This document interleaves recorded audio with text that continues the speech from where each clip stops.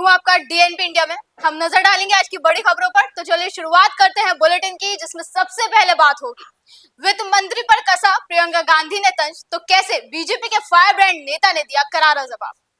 फिर बताएंगे कि कैसे सिख दंगों में निकला कांग्रेस का हाथ, जिससे बुरी तरह घिर गई कांग्रेस। फिर बात होगी कि आखिर क्यों पीएम मोदी का प्लेन 46 मिनट तक पाकिस्तान की हवा में उड़ता रहा। फिर बात होगी कि क्या उत्तर प्रदेश के बाद अब महाराष्ट्र के मदरसों पर आई आफत, क्या जांच के घेरे में आए महाराष्ट्र के मदरसे।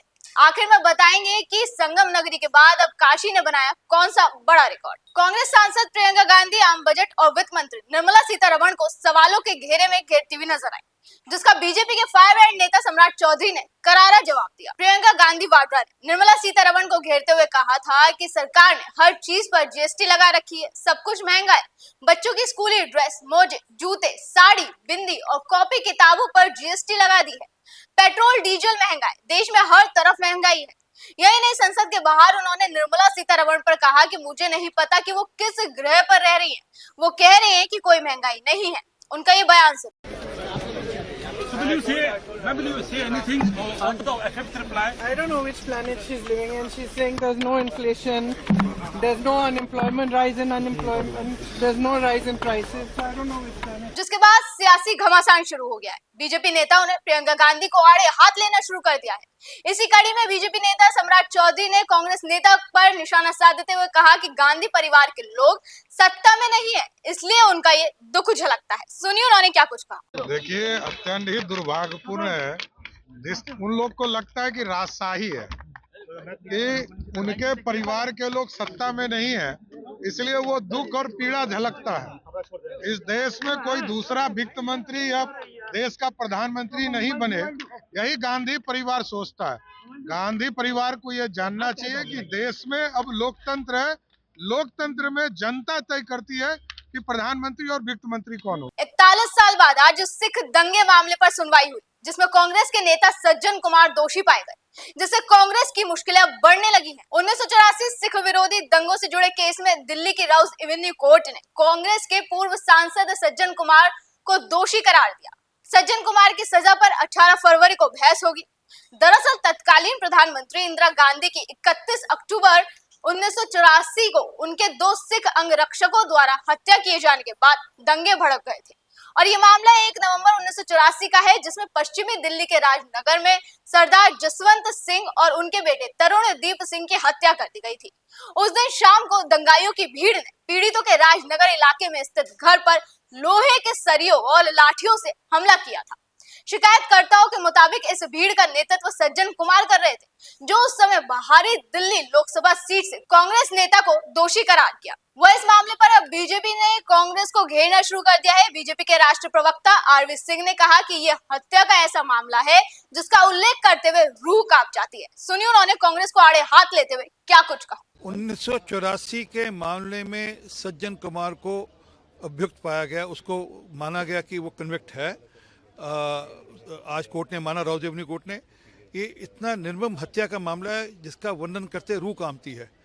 एक बाप बेटे दोनों को सरस्वती विहार में जलाया गया। जसवंत सिंह और तरुणदीप उनका बच्चा था, दोनों को जलाया गया। बाप के सामने बेटे को जलाया गया और बाद में पिता को भी जलाया गया, और वो सबका सब मामला सज्जन कुमार लीड कर रहे थे उस क्राउड को, और वो पूरे के पूरे मामले में लिप्त हैं। और वो मेरे हिसाब से राजीव गांधी के कहने पे ऐसा कर रहे थे, नहीं तो इस प्रकार की निर्मम हत्या। परंतु आभार है प्रधानमंत्री मोदी जी का, आभार है अमित शाह जी का, जिनके चलते आज ये दिन देखने को मिला कि आज कहीं कुछ रोशनी मिल रही है, कहीं किरण दिख रही है कि हाँ, फैसला मिल सकता है, इंसाफ मिल सकता है, सिखों को इंसाफ मिल सकता है। 48 साल लगे, SIT बनाई उन्होंने, मोदी जी ने और अमित शाह जी ने, जिनके चलते आज इस प्रकार के फैसले आ रहे हैं जिसमें कुछ मरहम लगेगी। और अपेक्षा करते हैं कि अभी और जो मामले SIT के हैं उनमें भी इस प्रकार से कोर्ट फैसले लेगी। और जो ढींगरा कमेटी की रिपोर्ट जो कि सुप्रीम कोर्ट में, जिसका मामला अगले सोमवार को है, जिसमें मैं खुद इंटरव्यूनर हूँ, उसमें भी अपेक्षा करता हूं कि सुप्रीम कोर्ट भी उसका संज्ञान लेगी। अब बात प्रधानमंत्री नरेंद्र मोदी के प्लेन की, जो पाकिस्तान की हवा में लगभग 46 मिनट हवा में ही उड़ता रहा। पीएम के विमान इंडिया 1 ने नई दिल्ली से पेरिस की यात्रा के दौरान पाकिस्तान के हवाई क्षेत्र का इस्तेमाल किया।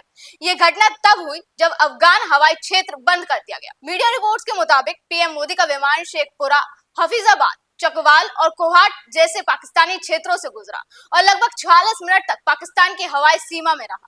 जब अफगान हवाई क्षेत्र बंद होने की वजह से भारतीय विमान को पाकिस्तान की अनुमति से उनकी सीमा के अंदर से उड़ान भरनी पड़ी।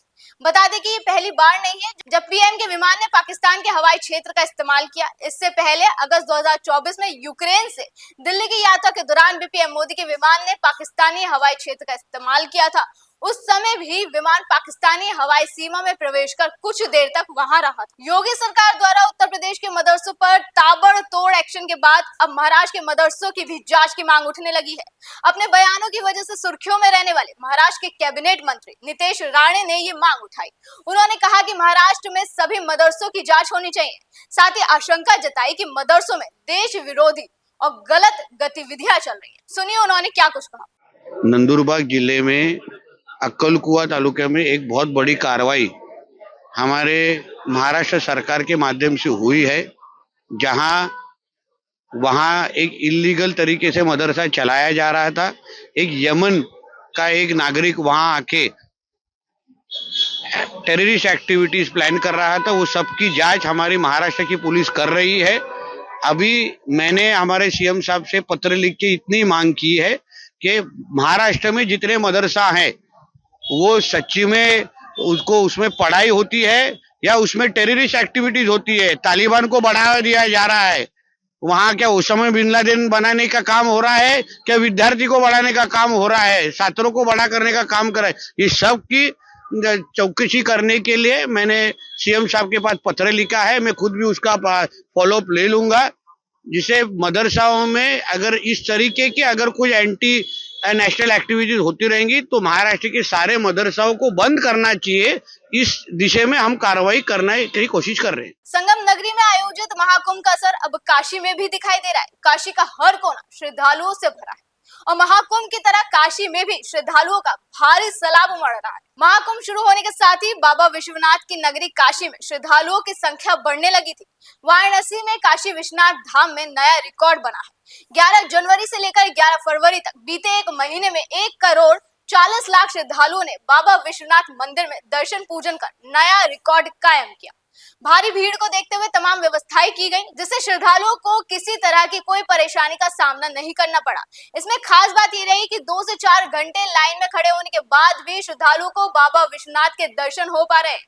वहीं बात करें अगर विश्व के सबसे बड़े धार्मिक सांस्कृतिक समागम महाकुंभ की, तो 11 फरवरी तक कुल 46.25 करोड़ से अधिक श्रद्धालुओं ने संगम में आस्था की डुबकी लगाई है और संभावना जताई जा रही है कि माघ पूर्णिमा और महाशिवरात्रि पर नया रिकॉर्ड बन सकता है।